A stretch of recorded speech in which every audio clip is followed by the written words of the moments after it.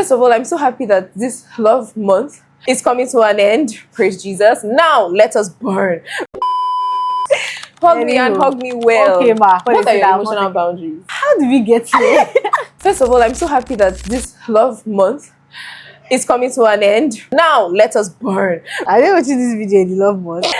No, so we're filming it in love month. We're filming this in Feb. The last day of February, actually. Last day of Feb. So, yeah, I'm just excited that love month is over. Even though I have learned a lot, right? We've spoken about what? Attachment style, dropping your baggage, dropping your luggage. So even though, like, I mean, I'm not married yet, same as G-babes, but there are things that, and I mean, you speak for yourself. Personally, I've learned a lot from this month. Like, I've learned a lot of stuff on emotional intelligence, attachment styles, and personally, I have taken correction. So when I hear the word of God, much more than saying, oh, this person can do better, like I don't know how it works in other people's brains, but like when I'm hearing the word of God, I'm just like, oh, PK, you can do better in this area. Oh, in this area, you could have acted better. Oh, in this area you can improve. That's just like how I think. And this love code month has been like, it's like a me to mirror situation. I look at the mirror, I'm just like, oh, I could have done better in this. I could have waited instead of jumping into this or rushing into this, I don't know, relationship or whatever. I could have just waited some more. So it has just helped me become more like emotionally intelligent. I've learned better like attachment styles. Like I've just learned to give myself grace. So like now I know better and I'm going to do better. Like I communicate better now. Before I used to be like, I would avoid the hard conversations. I feel like I'm still everything. I'm actually avoidant. Like I'm growing. Love the realization. I'm growing, but I think that's one problem I have. I'm avoidant, but I'm growing. I'm learning to be. I think it was your conversation I had just before this. I was talking about how like when she has a problem with somebody, she needs to resolve it now. I'm like, why? Let's wait 1 week. No. You would say, I am the let's wait 1 week. If I offended you, no problem. We'll meet at the dining table tomorrow by 6 p.m.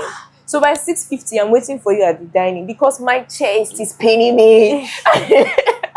Like for me, I need to process. Processing for me can be 1 month safe, which is a problem. Which I won't say is a problem, but unfortunately, most of the people in my life are like, I'm just like, why is everybody so huggy? Why is everybody so emotionally expressive? I'm like, you guys need to chill out.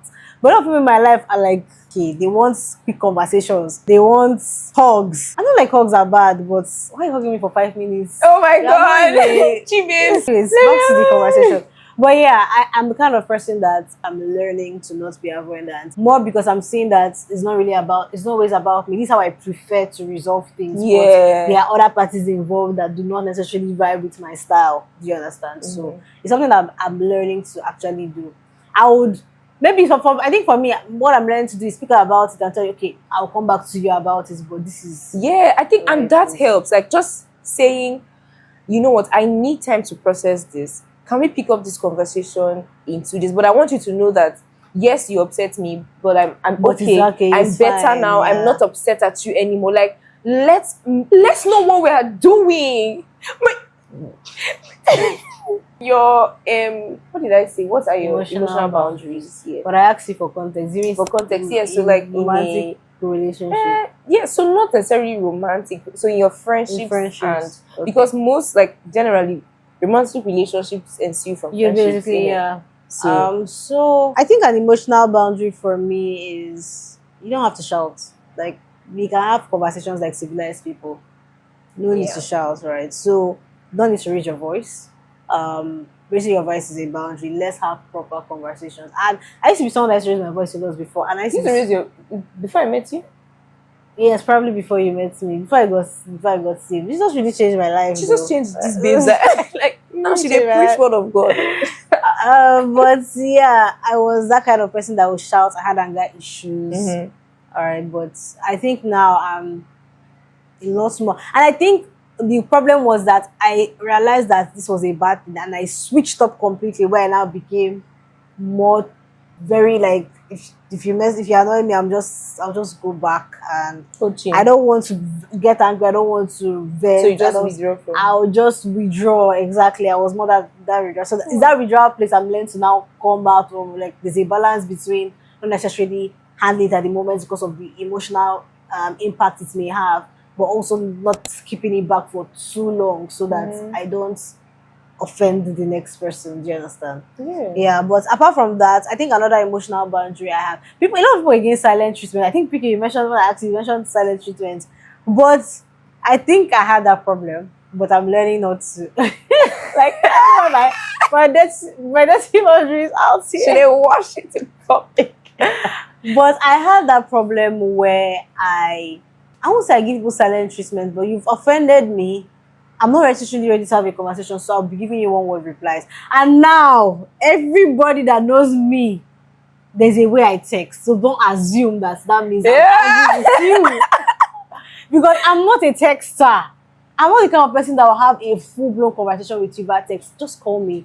Like I tell Just call everybody, Chi call babes. me if If you want not- to gist or like get If my you're best texting, energy. if you're texting me, Chelsea, I think sometimes I you go send back that, and you read. send that message by 10. You reply by like maybe 1. I'm like, how? I used to be the kind of person that I used to go back and read. I went back to read my chat with a couple of people and I was like, oh my god, is this how I text? Why do I sound so I don't know, stuck up? So I get why people saw me as stuck up. I'm like, oh my god, I'm an okay person, fine, good, chill. That's like, I mean, one She's word not I angry, give. like, I'm not that's angry. just her. Like, I'm just giving you one word, and my one word responses are not to offend.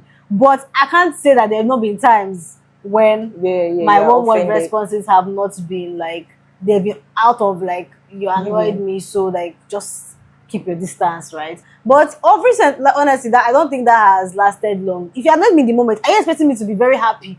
Oh yeah, that's not nice. Like read the room, right? So if it's at the moment, like obviously I'm not in the mood. We just had maybe a heated conversation. Yeah.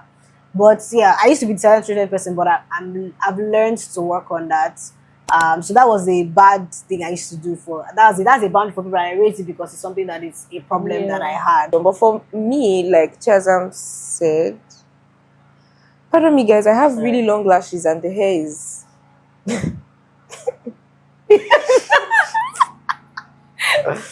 Oh god. Like I said, silent treatment. I don't deal with that.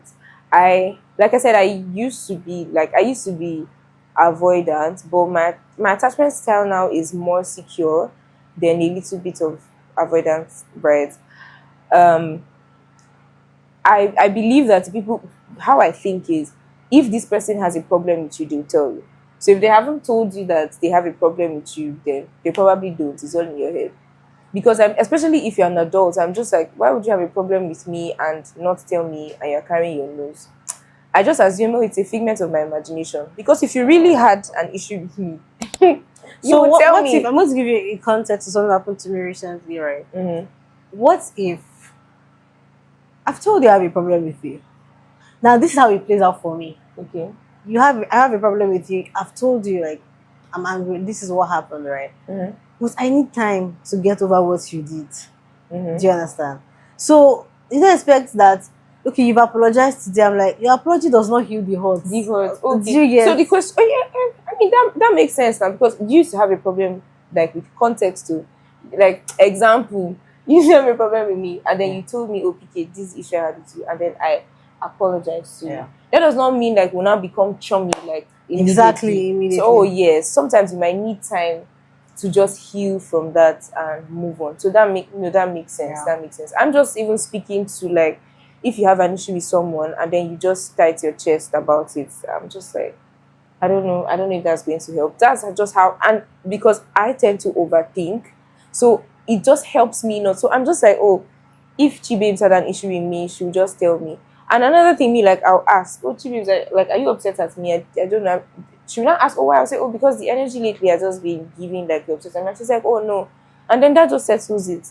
Right? So for me, silent treatment is a no-no. If like I did, let's have a conversation about it. Not the one that you not talk to me, or like I said, let's talk about this tomorrow evening.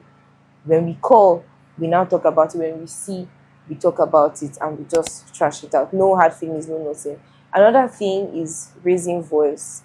Because I'm just like, oh, maybe then be in the zoo or something, compete with baboons. Like, why are you shouting? just just talk. Like, let's have, and I know that sometimes conversations can be heated. Yeah. But that's the thing about like being mature and maturity. Just knowing that, okay, let me just have a conversation with this person. And things like that, be like, oh no, Chiazam, you're not listening to me. Like, Chi babes, like, can you like just listen to me? Let's talk. At that point, things are getting heated. You know what? Let's revisit this conversation tomorrow because both of us are upset. You get Yeah. so that's like a big emotional boundary for me. And you people in this Lagos, ha, I feel like everybody is a shouting pain. Excluding me, please. Everybody used to shout Well, in Lagos. Lagos How has it is been in the city of Lagos? Because I know you moved from Abuja. Yeah, Abuja I used to is actually live in Abuja. 2024. I lived in Abuja from 2021 to 2024, but I moved to Lagos in 2024. How has it been for me? It's a lot of things. I didn't grow up in Lagos. I feel like you still have Abuja blood in you, Sha. Because like Lagos is too. and I'm not.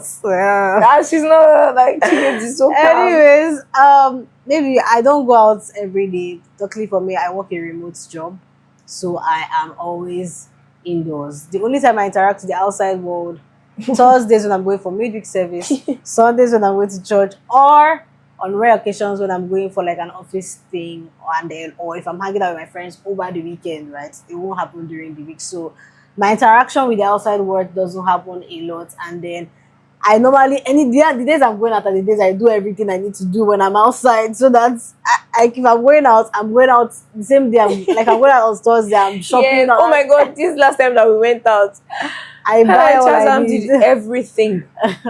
I do everything I need on the days I go out, so that I don't have to necessarily go out on other days if not necessary. But how has living in Lagos been for me? I would say it's been chill.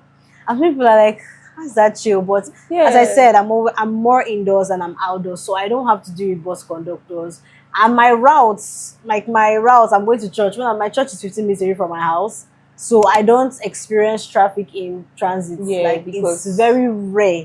I can count the times on my fingers when I've experienced traffic between coming to church and my house. So I'm thankful to God for that privilege, right? But I don't have to experience much of bus conductors or traffic people or all the things that come with the Lagos life, Lagos, right? But yeah. I think for me, early alone was like the air.